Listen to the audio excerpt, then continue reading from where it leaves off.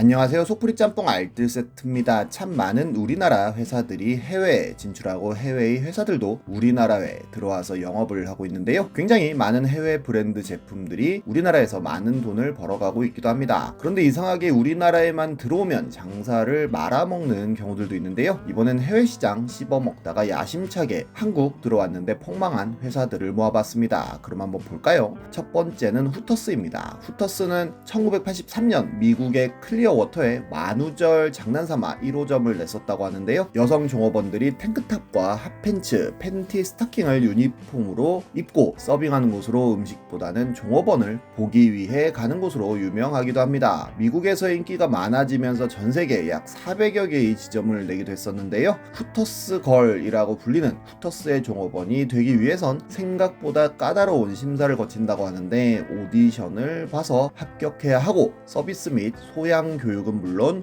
영어 교육을 받고 매년 라스베가스에서 열리는 미국 후터스걸 인터내셔널 선발 대회에도 참여한다고 하네요. 지금 우리나라에도 종종 보이는 시나본의 CEO인 카트리나 콜이 후터스걸 출신이라고 하며 존 시나와 약혼했었던 WWE의 니키벨라도 후터스걸을 했었다고 하는데요. 장사가 잘 되자 후터스에선 2003년 후터스 항공이라는 저가 항공사도 차리고는 후터스걸이 스튜어디스 역할을 하기도 했었는데 적자만 내다가 2006년 3년 만에 망하기도 했었습니다. 후터스가 흥행하자 2015년엔 여성 고객을 타겟으로 한 텔리 웨커스가 오픈해 많은 인기를 모으기도 했었다고 하네요. 그리고 후터스는 2007년 압구정정을 오픈하며 한국에도 정식으로 진출하게 됩니다. 싱가폴과 대만, 중국에 이어 한국에는 4번째 진출이라고 하는데요. 대대적인 오디션을 통해 한국 여성들이 후터스걸로 선발되어 서빙을 하였고 미국의 원조 후터스걸이 한국으로 건너와 교육을 하기도 했다고 합니다. 후터스 걸들은 서빙뿐만 아니라 공연 시간엔 춤을 추는 공연을 하기도 하고 누구든지 사진을 요청하면 사진을 찍어주고 생일자는 노래도 불러주는 모습을 보여주기도 했었는데요. 메뉴는 15년 전 치고는 꽤나 비싼 가격이었고 소주 막걸리는 아예 판매하지 않았으며 혼자 온 분들을 위한 바 좌석도 있었다고 합니다. 이렇게 티셔츠와 모자 같은 기념품도 팔았다고 하는데 초반엔 나름 장사가 잘 되어 강남역과 용산에 2호점과 3호점을 오픈하기도 했었습니다.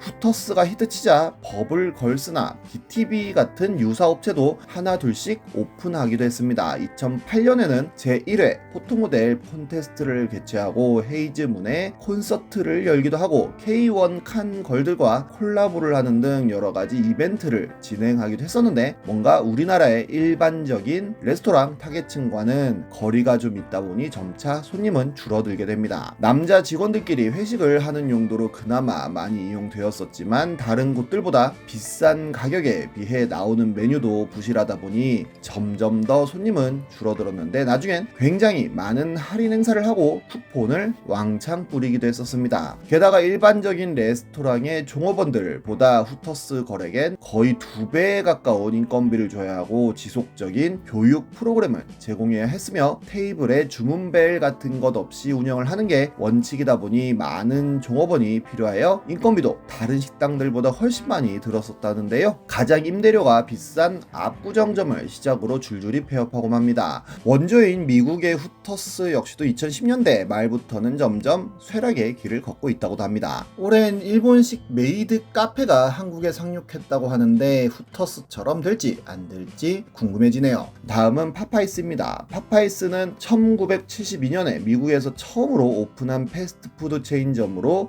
미국에선 약 1,500여 개의 점포수를 자랑하고 있고 요즘엔 신메뉴 치킨 샌드위치가 어마어마하게 잘 나가서 치킨 샌드위치 빨리 먹겠다고 새치기 하려다가 살인사건까지 났다고 하는데요. 뭔가 사이버거 같아 보이긴 한데 미국 사람들에게 굉장히 인기가 많다고 합니다. 파파이스는 1994년 한국에 1호점을 오픈하는데요. 초창기에는 굉장히 마케팅을 많이 하며 롯데리아에 이어 패스트푸드 지점수 2위까지 올라가기도 했었는데 특히나 K준 감자튀김 같은 메뉴는 참 맛있게 먹었던 기억이 납니다. 하지만 2000년대 중반 들어가며 신메뉴는 거의 출시되지 않더니 점점 롯데리아와 맥도날드, 버거킹 등에 밀려갔고 소셜 커머스 등을 통해 콤보를 반값에 판매하는 출혈 경쟁을 합니다. 그리고 맘스터치가 등장하며 한국의 5대 패스트푸드 체인 자리를 맘스터치에 빼앗기기도 했는데 파파이스보다 맘스터치가 압도적인 매출과 영업이익을 보여주기도 했었는데요. 점점 힘을 못 쓰던 파파이스는 2020년 11월 30일을 마지막으로 모든 문을 닫게 됩니다. 로 끝나는 줄 알았는데 신라교역이라는 곳에서 파파이스의 라이센스를 획득해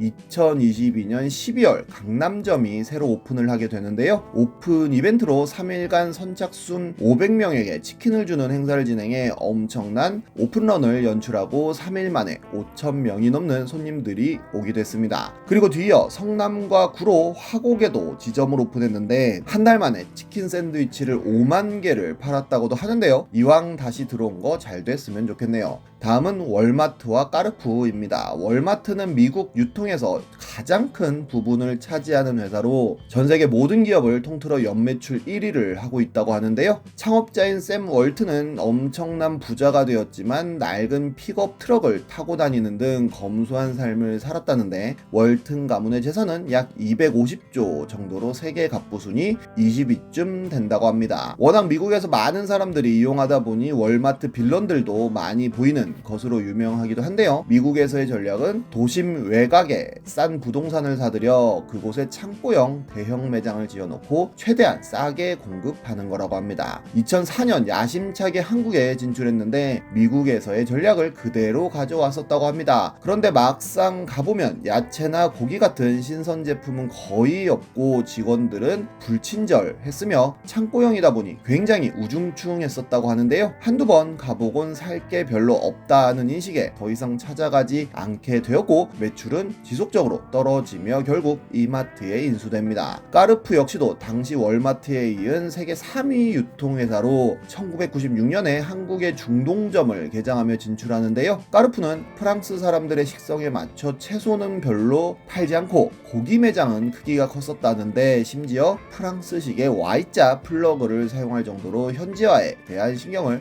쓰지 않았었다고 합니다. 그런데 외국 기업임에도 불구하고 협력업체, 인건비 정가, 저가 납품 강요, 부당 반품 강요, 노동력 착취 등 K경영의 선구자 같은 모습을 보여줬고 IMF가 터지고 얼마 되지 않아 일부 임원들의 외화 밀반출 사건까지 터지며 불매운동을 맡게 됩니다. 결국 2006년 이랜드 그룹에 인수되어 홈에버로 재오픈했지만 홈에버 역시 완벽하게 말아먹고 홈플러스에 인수됩니다.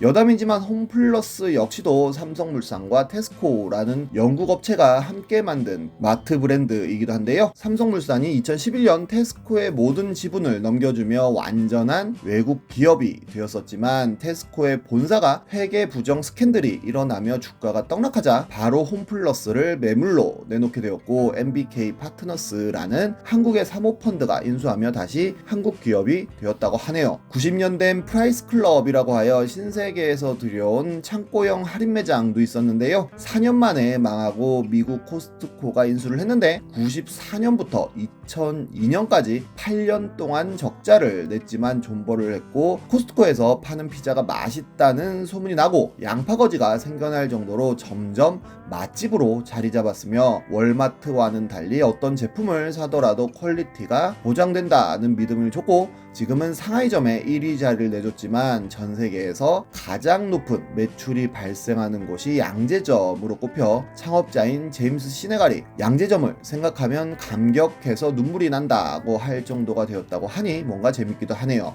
비정상회담에서 알베르토는 이탈리아에 들어오는 해외 프랜차이즈들이 다 망하고 있다는 이야기를 했었는데요. 그만큼 이탈리아 사람들이 자국 음식 문화들의 자부심이 높다는 것으로 해석이 되기도 하는데 결국 스타벅스에서는 밀라노에 이탈리아 1호점 스타벅스를 오픈하였는데 이탈리아 우체국이 쓰던 건물을 개조해 이탈리아 전통의 팔라디아나 양식의 바닥에 프라푸치노나 라떼같이 에스프레소 풍미를 살리지 못하는 음료도 배제하는 대신 이탈리아인들이 사랑하는 에스프레소 메뉴를 강화했다고 합니다. 이런 정성의 이탈리아 1호점은 말 그대로 대박이 나서 어마어마한 대기주를 연출했고 오히려 이탈리아 사람들이 프라푸치노 같은 메뉴를 내달라는 요청을 하여 추가 오픈했으며 18개의 추가 지점을 오픈하여 이탈리아도 스타벅스가 자리 잡나 싶었었는데요. 하지만 이탈리아 사람들에게 너무 비싸고 맛없는 커피라는 인식이 심어졌다고 하고 두 곳은